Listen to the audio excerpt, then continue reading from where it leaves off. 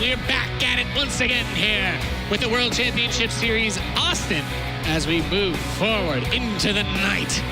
Ladies and gentlemen, to find out who's going to win our second circuit event of the year, I'm Nathanius, joined once again by Pig and Rotterdam as we get our way into this next series. This one should be a cracker of a series, eh, Pig? Ah, ahoy, matey. Yeah, I think, you know, that we're looking for some booty. We're following the map to where the good games are. Oh, yeah. We've had British Thanius. Now we've got Pirate Thanius leading the ship here. And we're looking for the X that marks the spot of an amazing match that doesn't go 2-0 as well. Exactly. I would not mind a couple of close 2-1s. I want to be on the edge of my seat, even though I'm standing. That's how good I want the games to be. That would be pretty impressive. Rotterdam, do you agree with whatever he just said? Absolutely. I agree with every single thing that you just said there, Nathanius. Awesome. So, we got some Terran versus Zerg coming up. We are going to get a glimpse at the best player, arguably, at this tournament. My heart still goes out to Neeb, but Serral up against Clem, who just made his debut, was looking super fresh and played very fresh as well. It's really cool because there's so much expectation behind Serral here as the player, but all eyes are on Clem right now. And we're saying, how can he do against the established beast, against the guy who, how did Neeb say it earlier today? He said, well, you know, Serral's the guy and he's kind of starting to live up to it. You know, people have all been saying, look, Serral's living up to the hype. He's the monster of Europe. He's won so many challenges in the last year and a half now. He started to win tournaments. Is he going to be the guy who wins 3-4 championships this year? This is the moment where we start to find that out. Yeah, it's absolutely possible. I mean, there's a reason why we praise him that much. And even the fans on the internet, there were a lot of haters at first saying like, he's just a ladder player. And then he started to show up, not just at, you know, your European events, but also Katowice, even last year already. But of course, this year as well. Sorry about that before, Nate. I had a panic attack. I had the feeling that I was messing up with the game because the laptop was messing up a little bit. But now I'm excited for this best of 3 as well. I think it's going to be a very, very, very tough challenge, obviously, for Clem. But Clem did have a couple of those games already, those long, drawn-out games. And if you ask me, what is the weakest matchup of Serral, I will still say ZvT, just because there still aren't that many fantastic Terrans that push him to the limit very often. So if you are a Terran player and you suddenly do play fantastic, you can actually drag Serral into waters where he's not in very often. Yeah, and I mean, I think we've seen a lot of professional Terran versus Zerg games. A lot of Zergs that would normally be comfortable in the late game. You run into some weird stuff when the Terrans get out those Liberators and those Ghosts and are using a lot of that snipe ability. And Clem is good with that composition, actually. I've seen a lot of games where Clem does walk around with like 20+ Ghosts. He's very comfortable at that stage, and that's something where, I mean, if he gets there, we can talk about it a lot more as well. But the Raven, you know, is not really around as that strong addition to that arsenal. And I do feel like it was, you had the Ghosts, you had the Planetary Fortresses, and you had the Ravens. It was like, all right, I'm feeling good for Clem in that scenario. But I feel like Serral is an absolute god in the late game. If there's one guy who's just going to pick away at you from many angles while slowly kind of getting his creep surrounding your bases, it's Serral. And just the fact of, are you going to make it to that point is also a big question mark. Serral comes into these games and he's a true master of multi-prong. You'll often see him hitting multiple places at once. He times out his attacks. Even if it's a small run by, the main army will posture. It'll distract. He'll pick off a Widow Mine or two, pull back, and the Banelings will slide into the SCVs at the same time. So I think for Clem, it's his multitasking that he's going to be really challenged on. It's his ability to just keep up in the pace with Serral. I love what Pig said there, because in the previous segment, you guys were talking with each other as well, what makes Serral so good, when Ravi was here as well. And I think one of the things that also makes Serral so freaking good is that he learns from his mistakes very quickly. You know, you saw that in WSG, just at Katowice, he lost 3-0 against Classic in one-sided games. Then suddenly they play against each other again, $20,000 on the line for that single series, and he turns it around. You can see that he learns from his mistakes, but he also lost in that tournament against Maru. Multiple games, went ultra late game, and in some situations it's even felt like if he really would have pushed it, then he maybe could have ended, but he felt like, should I really be afraid of that composition? Should I really be afraid if the game goes that long? Now, of course, the Raven was stronger back then, but the answer was, yes, he has to be afraid. I feel like these days, he's more eager to finish things off because he's like, why would I let them get that far if I can deal more damage earlier on with all the things that Pick just mentioned? And we'll go into it just a little bit more, but the players are on the stage, ready to be introduced, mixed, ready to bring Clem versus the potential #1 player right now in the WCS circuit. That is correct, Nathaniel. I am so excited for this next upcoming match as it is a true David versus Goliath story. We have the youngest player in the WCS going up against the current reigning WCS champion. Please welcome up on stage, it is Clem and Serral.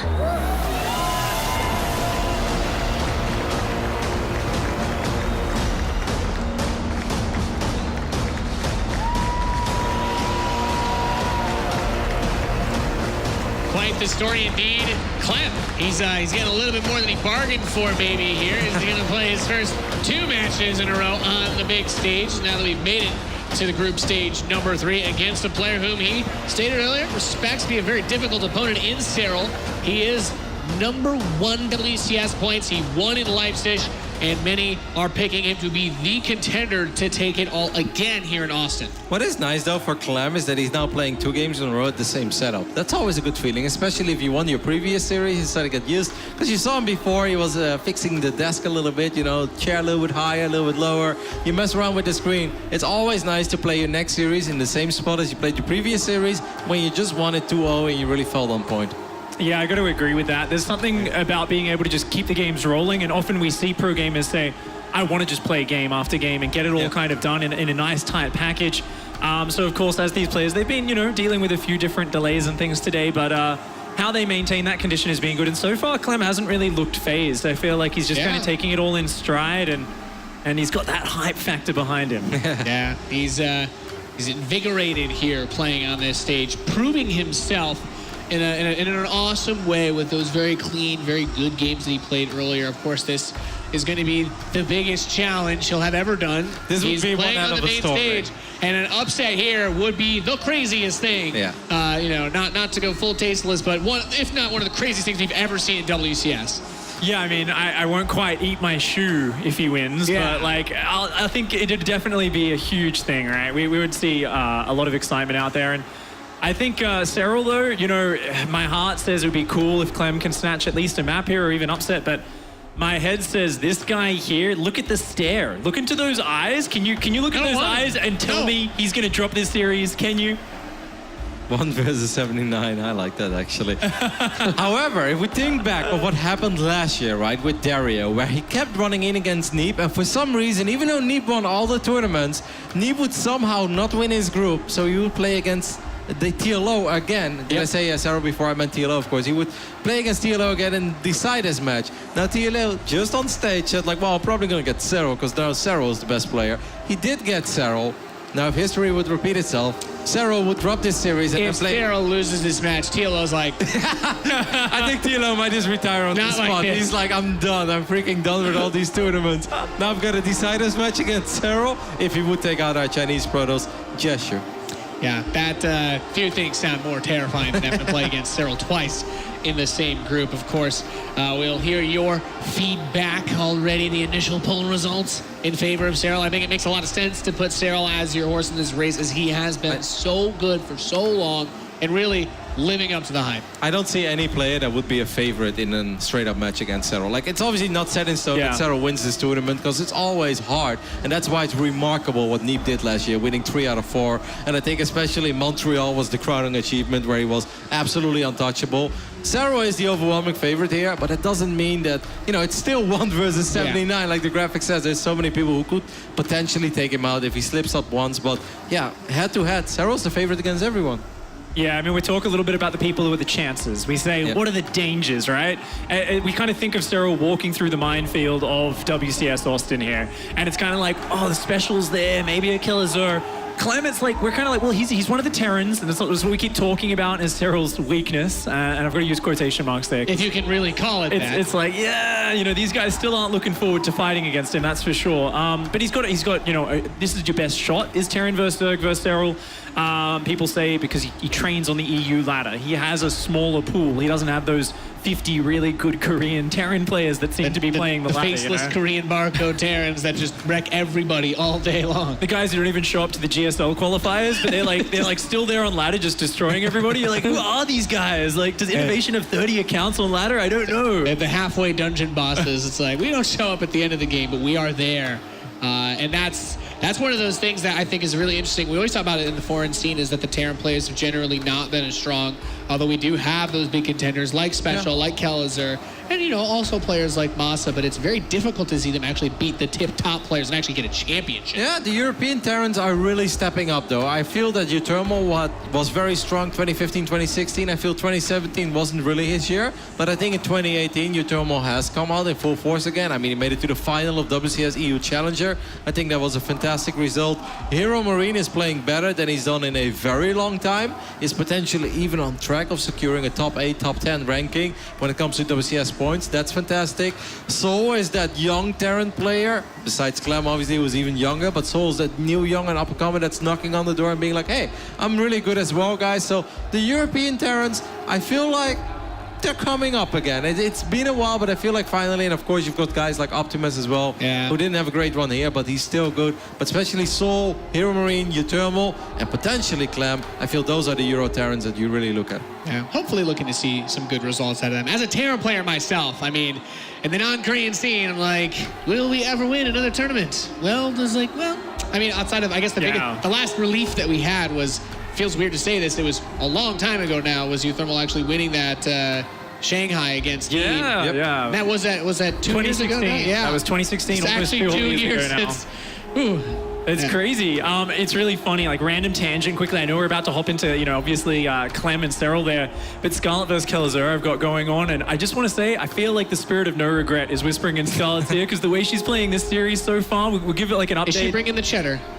Oh yeah, like I don't know, she's been going through all the different fancy like artisan cheese stores. Like she's trying to kill Kellizer very quickly. So definitely want to give some updates, and we can actually hop in and take a look. She's actually proxied a hatchery outside Kellizer's base. I thought I saw a Nidus. And she did it. Yep, she killed him with a Nidus in the previous game. Kellizer was playing so well as well in game number 1. It was so update cool. your scoreboard, Biggie.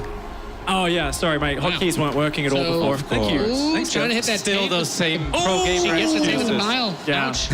I mean, this is cool though, because the advantage with this, rather than the normal one base all in, is you get to take a hatchery behind it, you get to drone up, and she's gonna have creep all over the maps. This is a really bad position for Kellizer, and I mean, it's funny because he was doing so many cool little things right in game number 1. He was kind of like denying her third with his Reaper and the Hellions until 4 minutes. Like, it was not looking great. And then Scarlet just did the Nidus, and he only had Hellions and a Raven and a Viking. And it was like, oh, these are the wrong units for this scenario. And once again, Kellizer caught kind of a little bit off here. And losing the first siege tank, it means it just takes him forever to break out of this contain. Yeah, Scarlet's able to bust that bunker. And I think at this point, this is as the desperation comes Look in. at that Viking. That Viking is a hero. That's the Heart of the Storm cinematic Viking. Still dies, though. Well, the drop is doing something on the other side of the map. Yeah. The tank actually got so many shots off. I mean, eventually it will go down. I actually liked it. Is this a hold by He Kellizer? cleaned up damn near everything. Those Ravagers are very low. It's only a handful of Marines. Think he's going to get that How's the one drop on the doing? side? And managed to take down only 5 drones. The workers around, I guess a few roaches probably popped out with it as well. I'm not 100% sure, but definitely did some... The Marines are dead. The defense. Medevac still alive. If there was like, is that Stim?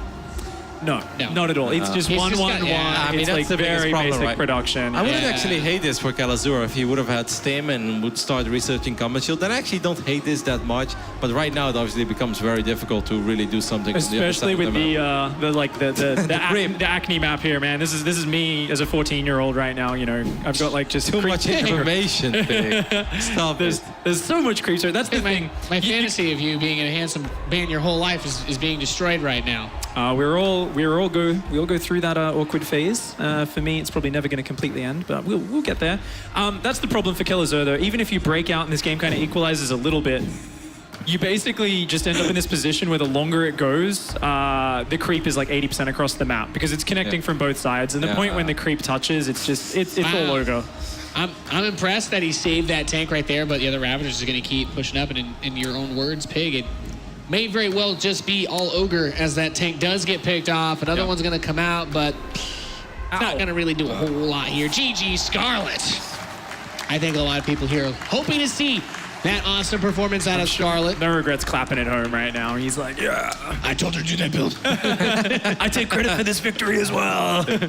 You have to put the trademark, the watermark on that build. I mean, Scarlet, of course, did take out Serral back then in Korea. Yeah. So if you look at players that could potentially take out Serral here in Austin, I mean, I think he always has a good shot.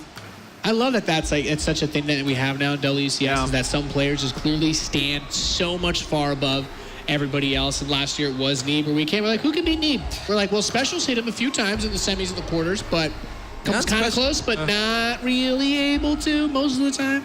I mean, I just think back of that final we had in Jönköping, which was between Serral and Neeb, and that was the first time where we truly saw Serral make it to the finals. And then even though Neeb won, it was a very good final, it was 4-3, very close all around.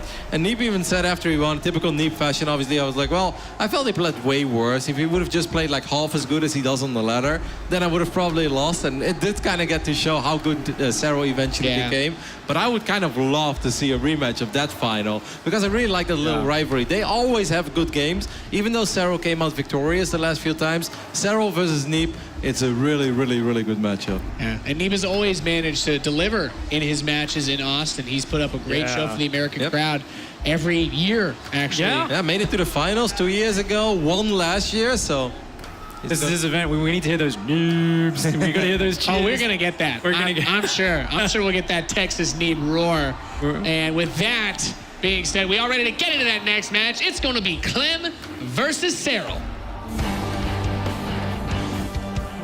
Thank you so much, Nate. I think we're all really excited to see this game happen. We're talking a lot about how good Serral is. Looking to see how good Clem can kind of hold his own versus someone like that. Yeah, he's going to need to. The pro gamers are funny every time. They're like, all right, what do you think of your chance against Serral? They're like, I don't want to play him. Yeah. I don't like my chances at all. Clem was exactly saying that on the stage with Sue. But all right, we're going to be starting up here in the top right-hand corner of the map. Top of ENCE Esports is Serral. The legend, the god, undisputed. It's disputed, Dear Dragon. Is it disputed? And Quite who is literally. disputed by? Everyone in the tournament. Oh. Including this young man down here in the north-hand side, coming all the way from France. It's Clem. He's so cute. He's a cutie. And he can play a hell of a game of StarCraft. Yeah. I think the rough thing is, if you think about the games or the tournaments that Clem really gets to play in, it's mostly a lot of ladder competition, some of the online tournament and stuff. And that is sort of Serral's terrain. That is where Serral has claimed the highest MMR I think that any player has ever gotten. He's just ridiculous. And I think that's probably where a lot of that lack of confidence comes from Clem, where he's hit Serral, and Serral just probably thrashes him on the ladder. Yeah, Serral puts up these numbers that are really ridiculous. I mean, a lot of people talk about high MMR, but to get that high MMR, you have to figure at a certain point, you're 200 or 300 points higher than the next guy, which means you're beating them so consistently, they have to win 4, 5, 6 times to 1 just to get more points out of that, because every loss is a lot more points lost as opposed to what you win. And that's what makes it so impressive. So to your point, yeah, I think guys like Clem, who's also at the top ladder, and some of these other players, they hit Serral in the comfort of his own home, and they lose 1 to 5 and these kind of ridiculous numbers. So to then face them at a tournament, you kind of take that with you, where you go, this guy is so dominant. So one thing that while I absolutely still do want to give a lot of favoritism to Serral here, if you're going to hit Serral, I think it's a lot better to do it in the group stages, because that's where it's a best of 3. That's where you can start maybe getting some good kind of bracket luck. And then when you go into the playoffs, it's more likely Serral's going to be on the opposite side of the bracket or something than you. That's when you don't have to really face him off in maybe a best of 5 or something if he makes it out second in the group somehow. Yeah, can I see what you're saying? It's interesting, though, because the story of Serral hasn't really yet been flushed out, right? Like, he had a really good showing in Leipzig, but that was one of the first times he's kind of lived up to his hype, and that was even 5-6 months ago at this point in time. So we know he's very good. We know he's in championship form, and we know, you know, I'm not about to sit here and say, well, maybe he's a lot worse. No, it's nothing like that, but how consistent is he? How much of the butterflies are gone? Is he so dominant and so sure of himself that here in Austin, where he had to travel a long ways, he's a little bit less comfortable, can he still put it together and dominate these other really good players? Yeah, absolutely. I was talking with Euthermal a little bit about that, how they were saying, you know, Euthermal was actually a little bit upset. He was like, people are treating Serral like he is already Neeb from last year. He's like, Neeb has had so much longer of a period of that consistency, and that's what made him impressive. Serral is still in the midst of proving that, so there is still something to be proved here, like you said. From Clem, by the way, we do see a pretty quick third CC. We got the 1-1-1 setup, pretty typical for, I think, for a lot of those European Terran players these days. Yep, this Overlord just skirting on the edge of getting that kind of final batch of information. It does actually end up seeing the CC, and there's only so much that's possible when you scout that. So Serral with some pretty darn good information here. And the amount of Hellions and Reaper, I believe, that backs us up to show up is very much so with that third CC, just kind of the poke and harass. Like if they get a couple of Zerglings, great. If they can slow down the creep tumors, wonderful, but they're not really trying to do much else. Yeah, and oftentimes it's going to be pairing up later on with the Banshee harassment. So if you keep those Hellions alive, keep the Reaper alive, then you poke in with the Banshee at the same time as the Reapers and the Hellions. So Clem going to play a little bit safer, like you said, maybe try and snipe off some of those creep tumors. And in the meanwhile, we do have Serral going for a pretty quick +1 Carapace upgrade. Yep, just the all-encompassing, nice balancer. You're not going to stay on Lings forever. I mean, that kind of wonky style is not really something you're going to see from Serral. So eventually will be maybe Hydraling Baneling or perhaps Roach Ravager, but I think he tends to go towards the Hydras. The first Banshee, as you pointed out, Ravi, is coming out here. And the nice thing about this is that on a map like this, where the Zerg does want to have, I believe Pig called it the acne map, where you have kind of creep pressing forward and all over the place. The Banshee can do some outright damage, but it really solidifies that shutdown there if they do start to focus on that. All right, we'll see where the Queens are positioned, as kind of want them to help deal with both the Hellions and the Banshees, but the Banshee's making their way to the main base. There's only one Queen here, but there is that Spore Crawler. That should be enough. Lair Tech on the way, and okay, not gonna get too much done with the Banshee, and the Hellions also get pushed back pretty hard. So Serral really not even getting phased. The creep acne has not been halted at all. Kind of slams the door on it. That's one of the tough things about playing. I mean, we've seen it over the years with Stefano and Huck and Idra kind of for their periods of time back in the day, but when you're at the top of the game, people give you so much respect as well. I'm not saying that Clem could have done something here. It really isn't the case, but it's an interesting kind of narrative to watch develop too, where these players are like, I'm going to poke with the Banshee. There's a Queen and Spore Crawler. Well, I can't do anything then. I'm done with it, right? Yeah. It's very hard to face. Well, and I feel like that's almost there. going right there, where you see there's actually not that much over at that base. Maybe he is able to run in the middle line, kill off some drones, but just says, you know what, I respect Serral enough. I think he'll have his Queens or some Lings over there ready to intercept me.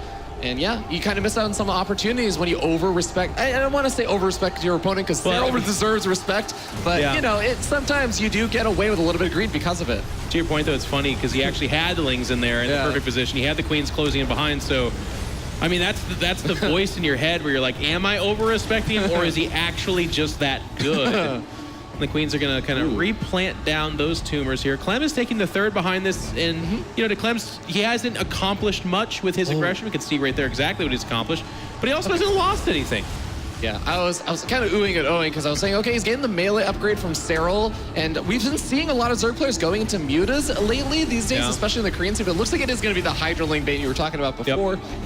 Clem going to make his way into the main base. Might be able to scout this out. Oh, Serral getting a little link run by into that natural. At the same time, he's going to have to deal with that drop in the main.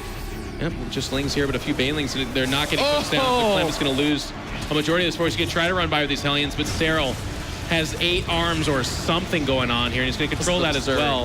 I think we didn't get to see what the Ling run by did. It was going after a tank, and it does look like it even killed that tank. So not big economic damage, but if you can keep the tank count low, then the defensibility, but also the offensibility of the Terran really is diminished. Yeah, and absolutely, in that sense as well, you saw those big Baneling hits inside the main base for Clem. I guarantee you that Ling run by isn't happening. Clem has 100% of his attention there. He doesn't let those Banelings connect, but now you end up seeing another Sea Shank being picked off. The Lings just continuing to flood forward, do some really good damage. He doesn't end up losing a lot of those Lings, but he's got plenty more where that came from, and with the Hydras coming out soon also. The Lings get information. They trade out for at least a tank, so no, it's not like the best of trades, but he's always getting something. It's very vintage, almost Nurtio. I think when Nurtio was in the height of his game, he just always got Lings in your base. And it's funny because if it's not getting outright damage done, it's at least forcing your influence on your Terran opponent, where they're like, well, I need to have wall-ins. I need to have stuff left behind. If I'm not on top of it, I could lose. Oh my god, the 2-2 upgrades for Clem are only just now starting. I guess he got delayed by something. You compare this to Serral,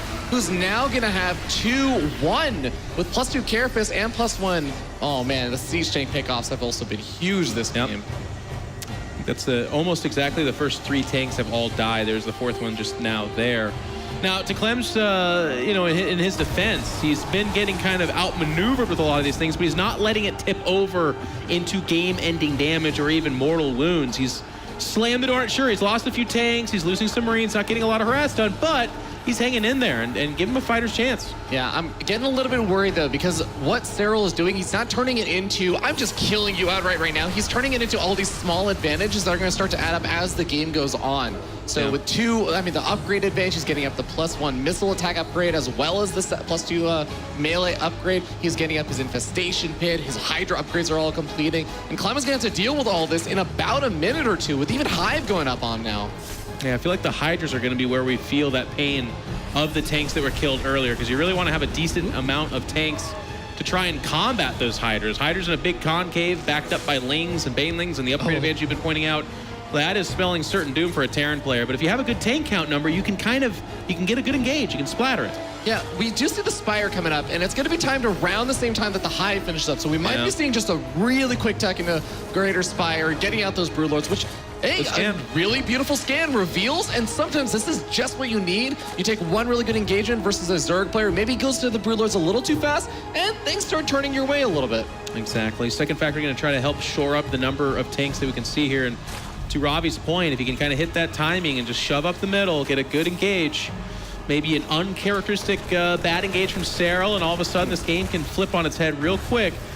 And that's exactly what he's going to push out and try and do. This creep finally getting pushed back here. A good bit of that count, by the way. Keep that in mind. A lot of times Terran players lose it. Oh, man, this counterattack. Oh, boy. All these SCVs, all these fresh mules going to be going down as the Banelings crash on forward. Not actually going to go out. Okay, he does go into the Planetary Fortress, snipes it off, and oh, my God, Clem pulls his whole army back and loses a few more of these workers.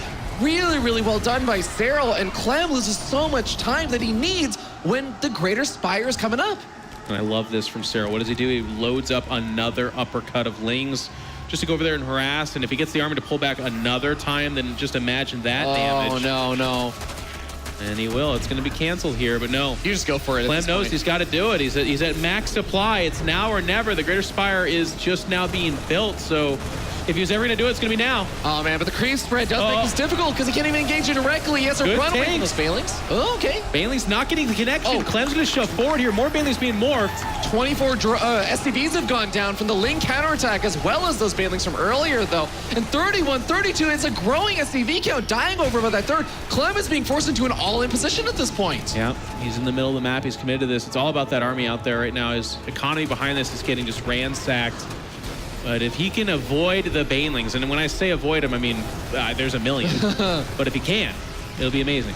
Oh, man, this is actually such a funny situation, too. Clem is down in supply, but he's up in army. He maybe has an opportunity. The Banelings are still being made here. Big stim forward. We end up seeing the Vipers throwing down some blinding clouds. Is it going to be enough? He seems to be overrunning the siege tanks, but Clem keeps a lot of these Marines alive on top until then.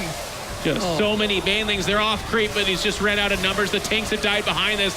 The Marines did what they could, but the connections are just good enough. G is called Serral, able to destroy Clem back at home with the economy and out in the map with a perfect engagement. Yeah, it was a beautiful dance from Serral where he finds these little opportunities to bust into Clem's economy, take these small little leads, and they just turn those leads into bigger and bigger and bigger leads later on really, really effectively. That's the hardest kind of player I feel like to deal with. And we just saw the masterclass of, when you say, why is Serral so good? Everything. He was harassing really well. He defended really well. And I look at this last engagement too, where it's so easy to be like, all right, look, I've killed 30 some odd SCVs.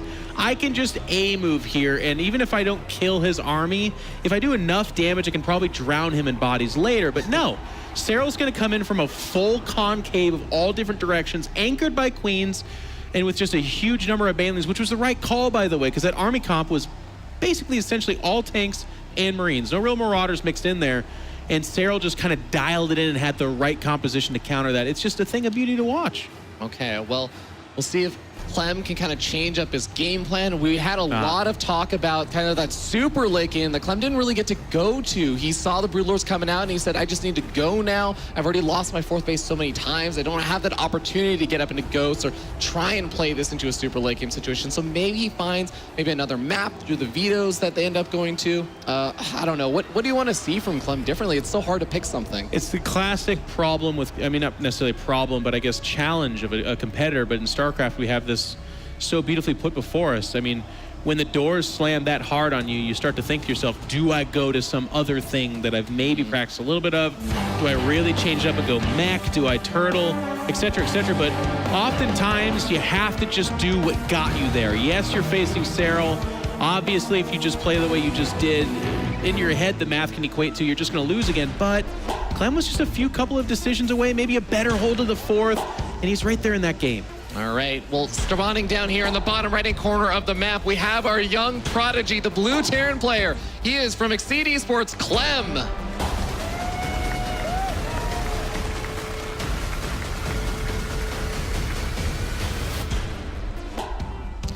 And spawning up here in the top left-hand corner of the map, going for the pool first, we have SC Esports' Serral. Face of determination. Doesn't care how young they are, he will slaughter them all. Yeah. That's what that face says. Of course, Clem. God, he's on top of his game, isn't he? Oh, man. Everything about it. He's going to scout it. He already did the pool early, like you said. He's just... And this is why the man has just a legendary status. Every time you talk to any... There's no European except for, I guess, Uthermal. But even Uthermal says it from a place of respect. Oh, my God. Okay. No. Are you kidding? Well, he still has the pool first, so he still will have a better defense versus this, but this is actually just hilarious how close he is to that Overlord. This is absurd. Kind of funny he stopped there. I almost wonder if, well, I mean, it's going to be a bunker crawl towards it, so he's going to know early on enough. Oh, he sees. And there he goes. Okay, there. Yeah. Well, I guess he doesn't necessarily know if there's going to be, if it's a multiple barracks for the Reapers yet, because he hasn't really seen if there's a gas. The second he sees this, he knows. Okay. Well, Drone's going to be pulled off the line to help deal with the bunker, and you want to try and intercept those Marines. If you can pick any of them off early, that's awesome, but just setting up the bunker is a huge deal here for Clem. He has his first bunker canceled. SCV's going to try and tank and just buffer for these Marines as much as possible, but the Marines start to take some damage. And he's going to get on top of the production here. Okay. More Lings coming out. He hasn't lost any Lings just yet. He's already picked off, I believe, a Marine or two. Without the bunker, this is a losing equation, though. You can't just do it with these Marines. So he's going to have to start setting this up. But because it was delayed as much as it was, Serral's got some choices. So if he can Queens out, they will anchor really well, or he can go for some spine crawlers. Yeah, sometimes there's a saving grace here. If you just build up a critical number of Marines and you don't really lose any, as he does lose one right there, you could sometimes just overwhelm your opponent, because Marines scale a lot better in numbers than Zerglings, who need the surface area and they kind of get in each other's way. But Serral knows that he's going forward. He doesn't quite get any pickoffs there, though. Serral being a little bit too aggro with his Lings, I feel. He's just trying to buy time, so that Sunken does finish with enough health, and it's actually going to be a huge problem. Second Queen pops out. Third Queen, excuse me, but it's just taking some damage right off the bat. Now, the distance to the bunker becomes a problem, by the way. Yeah, well, most of the SCVs, all the SCVs have now been picked off, so no closer bunker is going to be coming out. All the Lings going down, though, and the Marines able to get some more damage done on that spine crawler. Are they able to get damage done? It gets damage done, but it's not a whole lot. Transfusions make me think, okay, it's temporary damage. But this is done. I mean, the thing that Clem can do, and I'm not seeing him build any gas, so I feel like he is going to do it, try and surprise him with just a shocking number of Marines. Okay, well, Spine Crawler does get transfused. There's a second one. There might even be a third one available on that bottom Queen, and there it is. GG gets called. Serral takes a dominating 2-0 victory over the young upstart. And that's what can happen, man. You try something, but Serral's already predicting you're going to do it. Shuts it down even harder than he did game one. And Clem has already got to be thinking of his match probably against TLO. Because against Serral, for a lot of these guys, it's a foregone conclusion. Serral's just that good. Yeah, there's still the potential that TLO might have lost to Jaishi, but I think he was up in the series the last time I saw. So, all right, we'll have to see about that later, Fear Dragon. For right now, we've got Smix and Serral on the stage. Thank you very much, guys. Congratulations, Serral. With a pretty straightforward 2-0, you are moving forward in this tournament now to no one's surprise. How have you been coming into this tournament? What do you think your condition's been like? I think my condition has been fine. I have been losing a bit on ladder last couple of weeks, but I'm not too worried about that. I think my shape's pretty good, and yeah.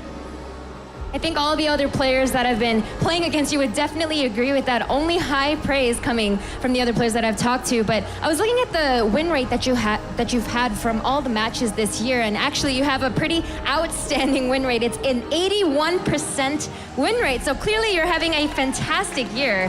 What do you think is clicking this year compared to other years where you're just able to dominate like this? I mean, I guess this was the year that I just found I think I was good already last year, but I really didn't. I think my build order, I didn't have enough build orders, I felt like, and this year I have been adding a bit more.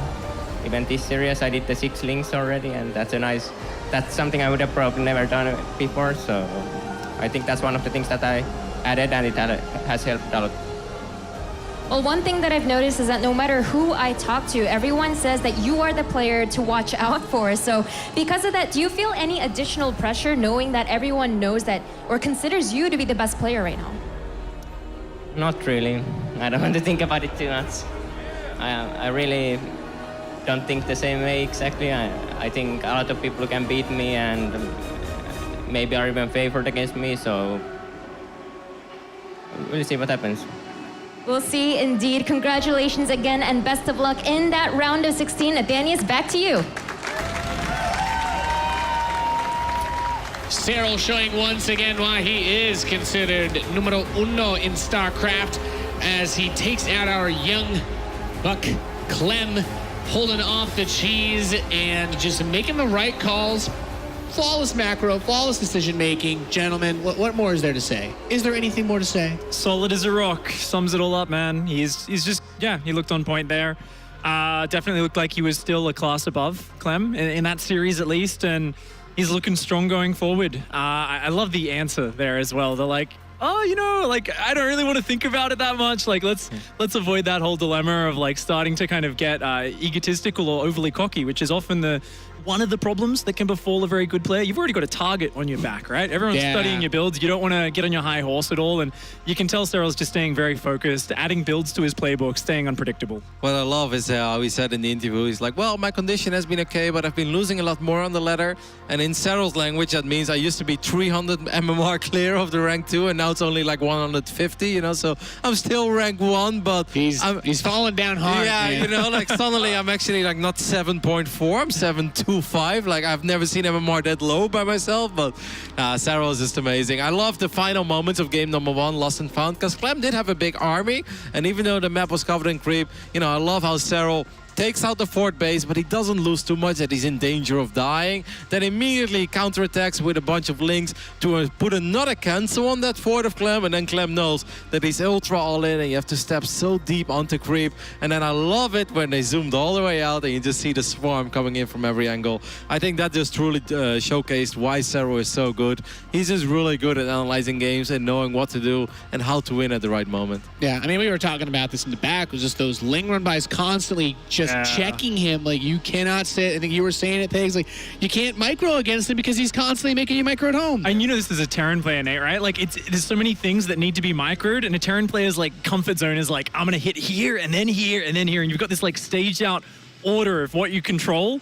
And then it's like, no, Serral has lings in your third and lings in your natural at the same time. And you're like, oh, what do I look at? I can't look at 4 places If you look at your main army, you lose 28 SCVs in the blink of an eye. So you have to if you look at your SCVs, you ain't splitting your Marines. Exactly. So. It's so rough. We do have our next match that we are going to be bringing up. It will be Showtime versus Kelzer, a TVP for the ages. Gentlemen, quick thoughts on this before we go to break. That's the Deciders match, and that's that match that we mentioned before, where really we expected big things of Showtime in 2017, and at Austin last year it wasn't too bad. He lost against Neep, if I recall correctly, in the quarterfinal PvP. It's like, well, I mean, that could happen, right? Neep won the entire tournament. But then in Yon Chopping is where it went wrong, where he lost against Kalazur. You even mentioned that game on Sequence server. He had everything going for himself, but so that's a really big series. Scarlet won that group, by the way, worth mentioning. That's a very strong performance by Scarlet, because that group also had Harstem in it. So Harstem, unfortunately for me and all the other Protoss fans out there, is already eliminated,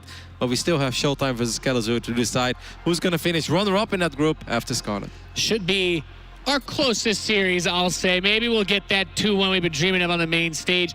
The next match coming up, Showtime versus Kelazur. You're watching the World Championship Series.